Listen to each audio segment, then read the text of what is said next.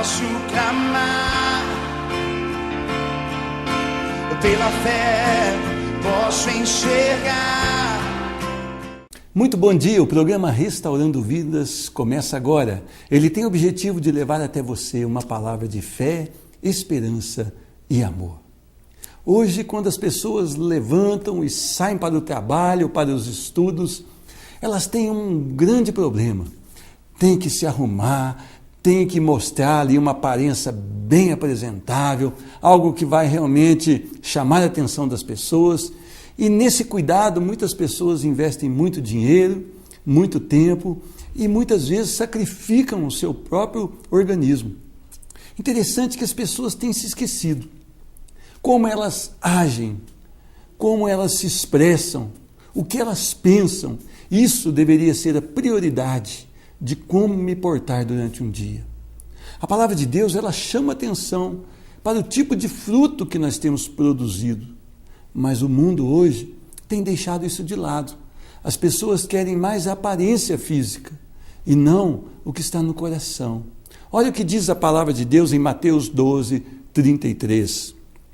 Ou fazei a árvore boa e o seu fruto bom, ou a árvore má e o seu fruto mau, porque pelo fruto se conhece a árvore. Que tipo de fruto você tem apresentado? Diz a palavra de Deus que pelos seus frutos se conhece a árvore. Muitas vezes eu cuido muito da minha aparência, eu cuido muito dos meus bens materiais, mas eu não tenho oferecido frutos. Uma pessoa que não tem frutos é uma pessoa vazia, é uma pessoa triste, é uma pessoa improdutiva, é uma pessoa que só pensa nela mesma. Nós precisamos aprender a valorizar. O nosso ser é melhor que o ter. E o mundo hoje tem invertido esse valor. Quantas vezes você chega num lugar e você não faz a diferença? Talvez não faz nem falta. Você precisa começar a mudar isso, a colocar na sua vida os padrões da palavra de Deus, porque a sua vida vai ser acrescentada pelo poder da palavra e você agora vai ser uma pessoa que abençoa. As pessoas vão sentir falta de você, elas vão querer estar perto de você, porque aquilo que você fala é algo que chama atenção, que edifica, que constrói sonhos. Aquilo que você faz é para ser imitado, é para ser seguido, porque é diferente do que o mundo dita, mas é aquilo que Deus quer. Nós precisamos nos parecer com Jesus Cristo. Nós precisamos tomar uma atitude na nossa vida. A nossa aparência, sim, precisa ser cuidada. As nossas vestes, sim, precisam estar alinhadas e limpas, mas o nosso coração precisa estar separado para o Senhor, aprovado pelo Senhor, porque assim nós seremos um canal de bênção por onde quer que andarmos. Que Deus te abençoe muito e que você possa usar desse dia para ser um dia de produção na sua vida, alta produtividade, onde você vai abençoar as pessoas. Que Deus te abençoe. Quero conversar com uma pessoa que tem um testemunho maravilhoso, o Rogério Elias. Olha, o Rogério Elias passou por momentos difíceis, mas o Senhor o resgatou. Vamos passar então essa entrevista?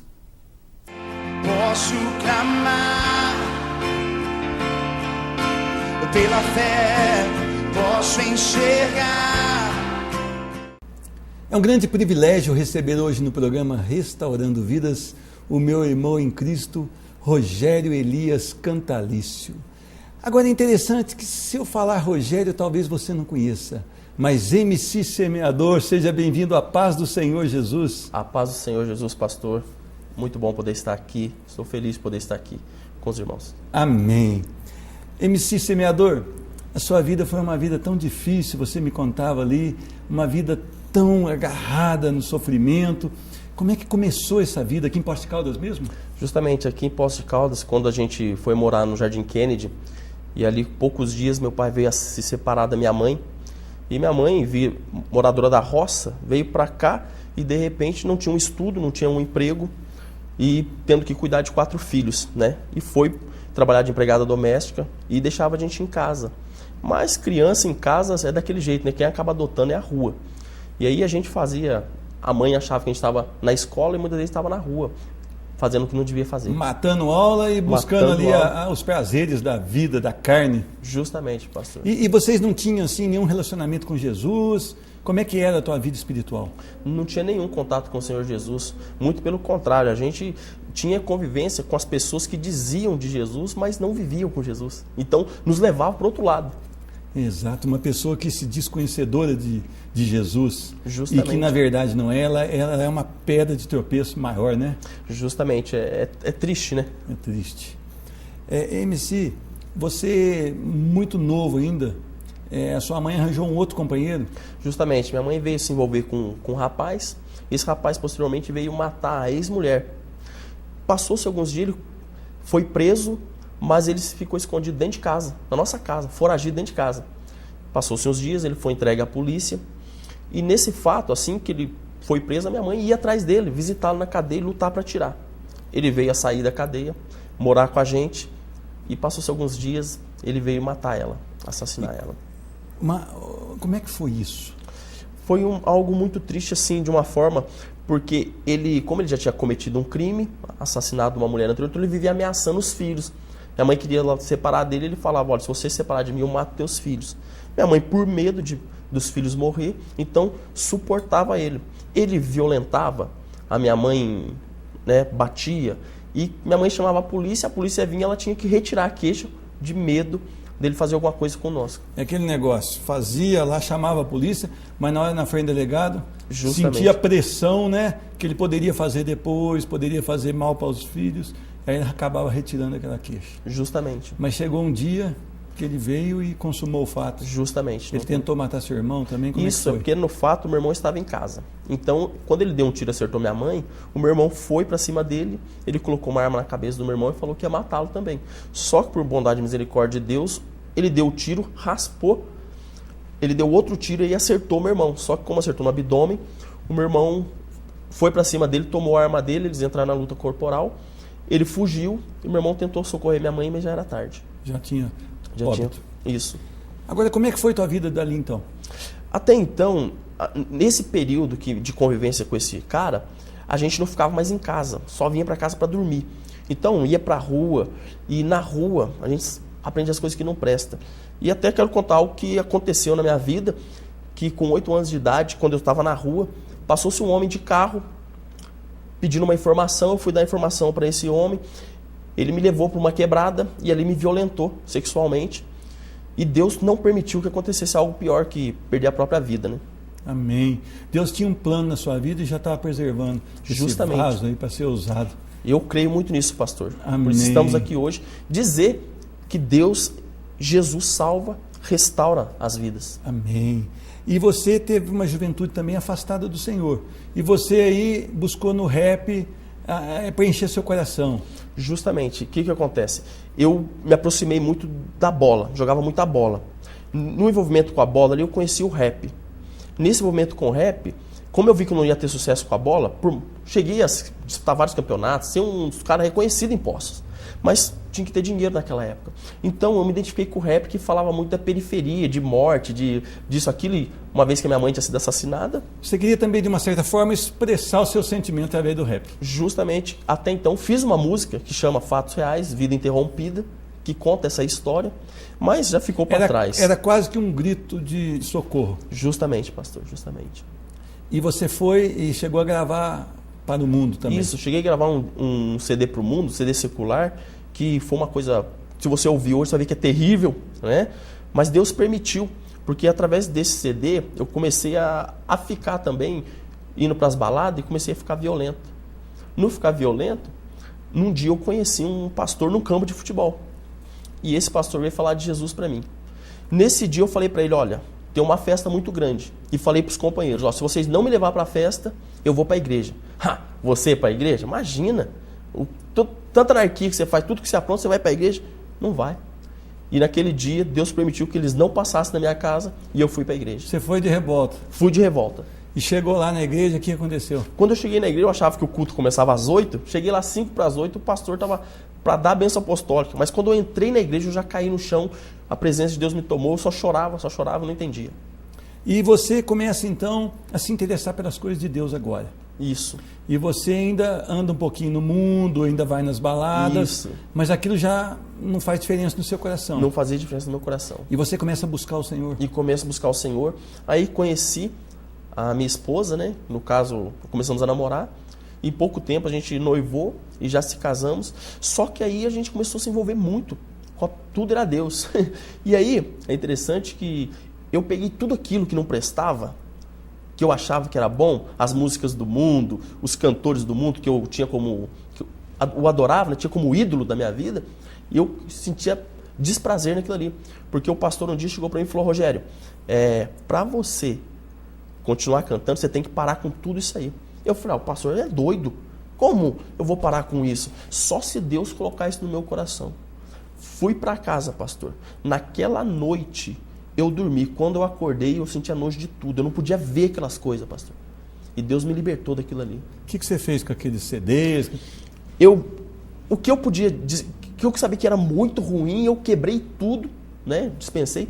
E o material que era produtivo, eu dei para um DJ amigo meu que trabalhava só com isso, para ele fazer bom proveito daquilo ali. Interessante que tem pessoas hoje que dizem que conhecem Jesus, que realmente estão convertidas, mas que ainda não conseguiram se desvincular das coisas do mundo. Como que uma fonte pode jorrar 2 tipos de água? Como que eu posso me alimentar daquilo que não me faz bem? As pessoas têm que entender, e você que está assistindo o programa Restaurando Vidas, você tem que ter uma decisão. Ou é o Senhor Jesus ou é o mundo. Meio termo não existe. Você precisa tomar uma decisão. E olha, eu tive essa experiência também. Tome a decisão por Jesus. Eu também joguei os meus CDs, eu risquei todo com prego, joguei fora, porque aquilo agora não servia mais para mim. A minha vida agora, hoje, é para louvor do Senhor. Então eu não posso, né, me alimentar da fonte que não vem da palavra de Deus. Justamente. Então, depois você começa agora a tomar uma decisão real por Jesus. Justamente. E começa a fazer um trabalho no rap para Jesus. Justamente, o que acontece? Quando eu fui para uma denominação que não aceitava o rap. Então, eu tive que me adequar. O pastor falou: você escolhe entre o rap ou a igreja. Eu falei: eu fico com a igreja. E abandonou o rap. E abandonei o rap. Só que eu pedia para Deus tirar aquilo ali de mim e Deus não tirava. E eu continuava compondo e respeitando o meu pastor. Um dia, o pastor que me ganhou para Jesus falou: olha, você pode até cantar rap, mas na igreja que você está, eles jamais vão aceitar. Só que a Bíblia diz que pelos frutos se conhece a árvore.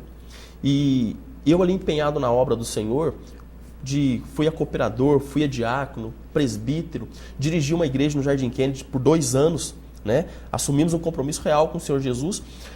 Com 5 anos do Evangelho, o meu pastor me chamou para a igreja sede. Ali na igreja sede, Deus falou comigo: agora é a hora de você fazer o teu trabalho de evangelismo, de sair de dentro e ir para fora. E aí foi onde eu gravei esse primeiro CD, né, o evangélico, né? Rap também é louvor, já de contrapartida, porque tinha aquele obstáculo de que rap não era de Deus. E tive uma aceitação muito boa. Com essa aceitação, as portas se abriram, as igrejas começaram a me chamar para ir louvar, para pregar, para testemunhar do que Deus fez na minha vida. E hoje, louvado seja Deus, na igreja que eu sirvo, até em culto de Santa Ceia, a gente louva o rap. Amém. Porque é para a glória de Deus. Amém. Agora é interessante isso, né? Não depende do que você canta, mas como está seu coração para cantar. Justamente. O irmão Lázaro, aquele cantor de Olodum, um dia ele falou: olha, eu fiz a música, eu fiz Olodum, o ritmo, só que eu fazia para o mundo. Justamente. Hoje eu faço para Jesus. Justamente. Então, independe talvez do ritmo, mas depende da fonte, onde está saindo esse louvor e essa adoração. Justamente. É lógico que algumas doutrinas, algumas igrejas, a gente respeita, elas mantêm.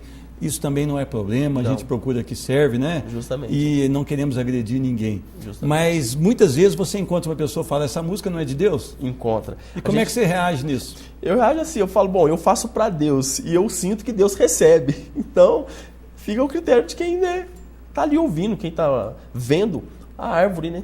Verdade. E com a juventude hoje você tem uma grande aceitação, não é? Muito grande, assim. As crianças no culto, aonde a gente vai, as crianças louvam a Deus com a gente. Pede pra gente participar da coreografia com ele. Não, eu quero que você louve e a gente vai dançar. Então acontece isso aí. Agora, meu irmão, eu estou vendo aqui o trabalho que você fez, até vou mostrar aqui. Talvez não dê para ver muito, mas aqui, rap também é louvor e Jesus Cristo, o verdadeiro amor. A gente sabe também que não é fácil sobreviver da música, né? Isso.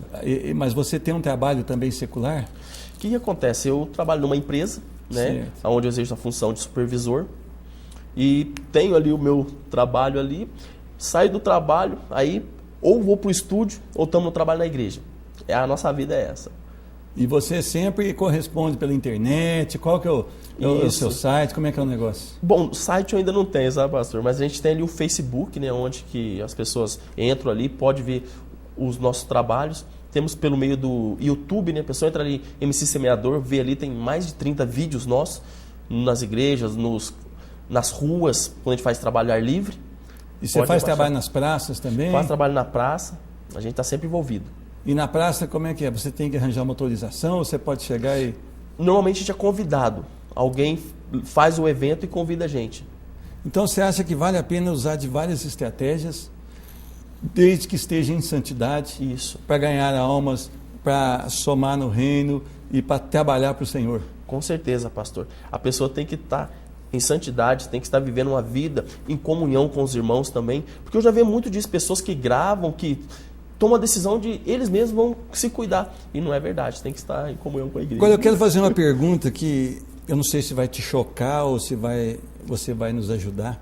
Eu não concordo, por exemplo, uma pessoa ela consegue ter uma grande aceitação num trabalho e depois para vir louvar, para vir dar o testemunho, ela cobra uma grande fortuna da igreja, virou quase um artista gospel, que eu não concordo com artista gospel, eu concordo com adoradores e acho que púlpito também não é palco, né? Púlpito é um lugar de adoração, onde a pessoa se dá. Como é que você vê uma pessoa que ela faz um certo sucesso financeiro com a música evangélica e depois cobra para testemunhar, ela quer um cachê fixo? Como é que se enxerga isso? Eu enxergo de uma forma, pastor. Tem pessoas que elas passam a ser funcionário. Então elas lançam um disco e são contratadas. Então elas não têm mais direito sobre aquilo ali. Então o que acontece? Ela passa a ser um funcionário. Então a empresa que está bancando ela exige um cachê alto e eles são obrigados a aceitar, mas o que vem para o bolso deles é minoria. E de contrapartida, tem pessoas que eles conseguem se manter e aí eles pedem o cachê do valor que eles querem. Diferente do meu caso, não porque eu estou aqui, não, longe de mim. Deus é testemunho e sabe disso. Quando alguém me convida, a pessoa pergunta, quanto você cobra? Eu falo, o que a igreja pode fazer por mim, ela faz. Se ela não puder pagar a minha gasolina, eu pago do bolso, eu vou e eu louvo ao Senhor e levo a palavra. Amém. MC, que Deus te abençoe. Amém. Que Deus continue usando a sua vida e que você nunca se desvie da palavra do Senhor. Amém. E que a intenção sua seja real, junto com a sua esposa, de adorar o nome do Senhor. Amém. Amém? Amém, pastor. Muito obrigado pelo carinho que você teve de estar aqui no programa Restaurando Vidas. Amém, pastor. Para mim, sempre vai ser um privilégio poder estar aqui assim que o senhor precisar. Posso deixar uma palavra? Pode. Quero aí você que está nos assistindo dizer que Jesus salva, que Jesus restaura, cura, liberta e prepara você para ir morar no céu. Assim Ele fez na minha vida, Ele me resgatou da onde ninguém dava nada por mim. Jesus fez morada no meu coração e eu hoje posso testemunhar do poder de Cristo Jesus na vida do homem, porque Ele mudou a minha vida e pode mudar a sua. Amém. Que Deus te abençoe e a paz do Senhor. Amém, a paz do Senhor. Eu conversei com Rogério Elias Cantalício, mais conhecido como MC Semeador. E o programa Restaurando Vidas volta já já. Posso clamar pela fé, posso enxergar.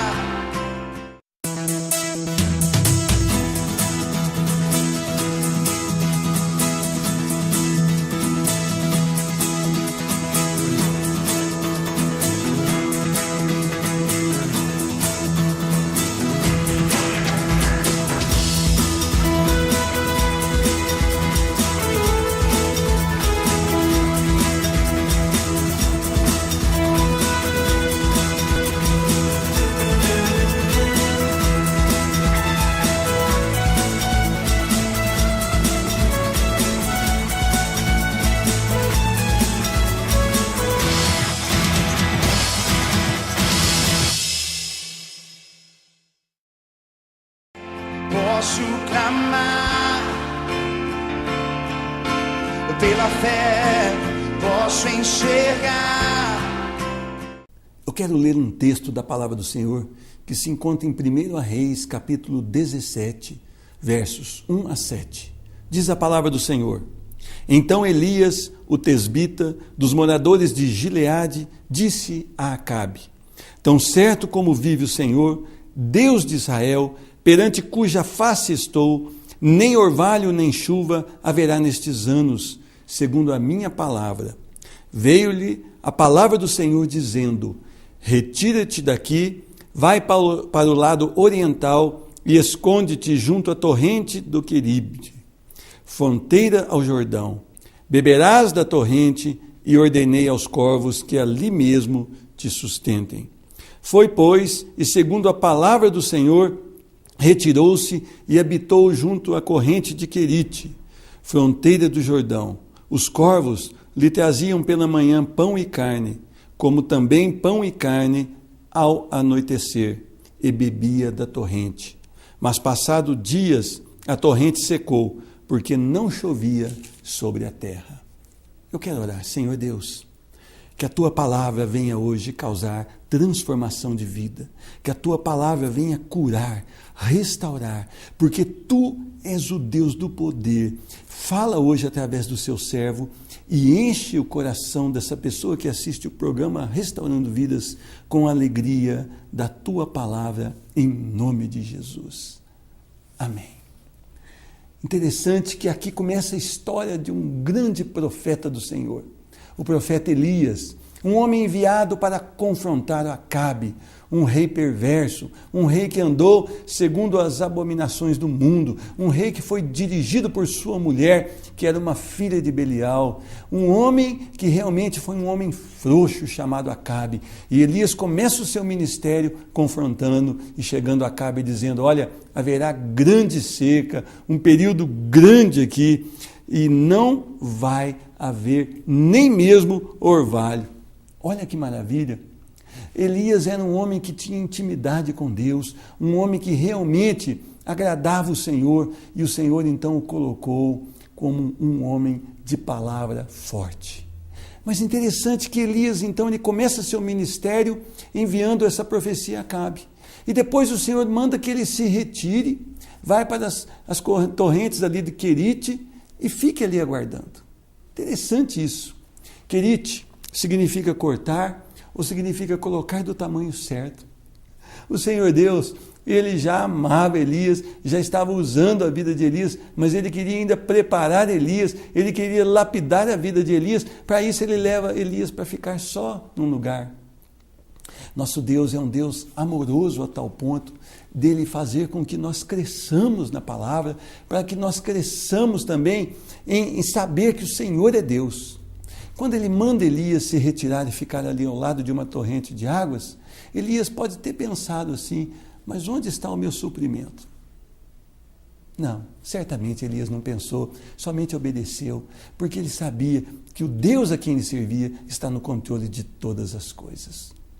Quantas vezes você se desespera diante de uma situação? Muitas vezes as situações são realmente graves na nossa vida, mas não há motivo para desespero, não há motivo para perder as esperanças, porque o Senhor Deus, se você o serve, Ele está cuidando da sua vida, e o maior interessado no seu bem-estar é o próprio Deus, o Deus Criador, o Deus Provedor. Ele está no controle da sua vida, da sua casa e da sua história. Tem mais uma coisa que eu aprendo aqui. Ele vai e ele diz: beberás da torrente, e ordenei aos corvos que te sirvam. Deus é um Deus de provisão. Você pode passar por situações difíceis, mas o básico não vai faltar na sua vida, porque Deus provê. Deus, Ele é maravilhoso. Ele não deixa um justo mendigar o pão. As pessoas muitas vezes falam: mas havia um mendigo, ele era bonzinho, mas ele ainda não é do Senhor, porque Deus não deixa você mendigar o pão. Deus manda você, Deus está no controle da sua vida e Deus te envia a provisão. É preciso que você creia nisso. Quantas vezes a pessoa fala: olha, eu roubei, porque para comer, roubar não é pecado. Quem disse isso? Roubar é pecado e ponto final. Às vezes as pessoas querem colocar ali uma margem de escape, mas nós não podemos. Se você roubou para comer, peça perdão a Deus e comece agora uma nova vida. Olha, nós temos que analisar o nosso coração e as intenções do nosso coração. Quando nós confiamos na providência do Senhor, Deus vai começar a mostrar o sobrenatural sobre a nossa vida. Eu nunca vi corvo alimentar nem filho. Corvo costuma roubar comida até dos próprios filhos. O corvo é extremamente agressivo para comer. Ele chega e detona tudo. Sabe o que acontece aqui? O Senhor mostra a sua soberania e manda que os corvos levem o mantimento para Elias. Diz a palavra que cedo e à tarde ele levava pão e levava carne. Pela manhã, pão e carne, e pela tarde, pão e carne. Interessante também é que Deus trabalha em Elias a condição dele saber que cada dia deve ser vivido na presença do Senhor e confiando que o próximo dia Deus estará no controle também. Hoje, eu vejo as pessoas juntarem, adquirirem, talvez com medo de faltar lá na frente. Será que isso não está errado, não? Nós precisamos confiar mais no Senhor, de que Deus vai nos dar o sustento. A palavra do Senhor em Mateus, capítulo 6, é muito interessante, que ele diz, olha os passarinhos, eles não tecem, eles não plantam, não colhem, mas eu dou sustento. Olhai também os lírios do campo, eles não tecem, não fiam, mas interessante que nem Salomão em toda a sua glória se vestiu como um deles. Buscar em primeiro lugar o reino de Deus e a sua justiça, e as demais coisas lhe serão acrescentadas. Talvez você esteja vivendo uma vida desesperada, porque você deve estar falando, olha, o pouco que eu ganho não dá, o dinheiro que eu tenho na poupança não dá, as 2 casas que eu tenho são muito poucas, talvez amanhã vai faltar. Confie mais no Senhor e menos em si mesmo. Confie mais no que o Senhor vai fazer do que no que você pode fazer. O que eu e você podemos fazer é muito pouco. O que nós temos hoje, isso se acaba em um dia, em 6 meses, mas o que Deus pode fazer dura eternamente. A gente se preocupa tanto com a nossa vida aqui nessa terra, que nós esquecemos de deliciar os milagres do Senhor e a soberania dele sobre as nossas vidas. Deus está trabalhando ainda mais o caráter de Elias. Deus está forjando esse homem para que esse homem se torne uma bênção ainda maior. Deus quer fazer o sobrenatural sobre a vida de Elias, então Deus manda Elias ficar num lugar solitário, porque o Senhor está ali trabalhando e aparando as arestas. Por isso ele leva Elias junto às torrentes do Querite, porque Deus vai cortar do tamanho certo. Deus vai transformar Elias num homem que vai fazer toda a diferença. Imagine a sua vida. Você tem feito a diferença? Você tem amado a Deus sobre todas as coisas? No seu coração há o desejo pela palavra, o desejo para viver segundo Deus quer. No seu trabalho você mostra que você tem uma vida que se parece com Cristo. Nas suas conversas você mostra Jesus Cristo através das suas conversas. Quando você vai beber alguma coisa, aquilo que você bebe agrada ao Senhor. Quando você vai se divertir, a sua diversão, ela traz o quê? Louvor a Deus. É tempo de você tomar uma decisão. Elias foi um homem abençoado. Deus usou Elias para operar vários milagres. Elias mandou uma palavra que não iria chover, e não choveu por 3 anos e meio, mas quando Deus manda Elias dizer a palavra, agora vai chover, olha, Elias dá a palavra e a chuva vem e rega a terra. Deus se agrada tanto do viver de Elias que Deus resolve o quê? Transladar para o céu este homem que não passa pela morte física. Deus quer fazer na tua vida grandes coisas. Deixa Deus trabalhar o seu caráter. Deixa Deus forjar a sua vida. Porque Ele é Deus e sabe o melhor para você e sabe o melhor para mim. Eu quero orar por você. Muito obrigado. Porque a tua palavra traz vida eterna. Eu recebo e eu abençoo essa pessoa que assiste o programa Restaurando Vidas, para que a tua palavra hoje produza vida eterna, transformação, conversão, em nome de Jesus. Amém. Busque a Deus, ame a Deus sobre todas as coisas. Olha, viva para o Senhor, busque uma igreja onde a palavra de Deus é ensinada dentro da verdade, confira aquilo que o pregador fala, confira pela palavra, seja uma pessoa diligente e Deus vai te abençoar e vai abençoar a sua família. Fique com Ele. Posso clamar pela fé, posso encher.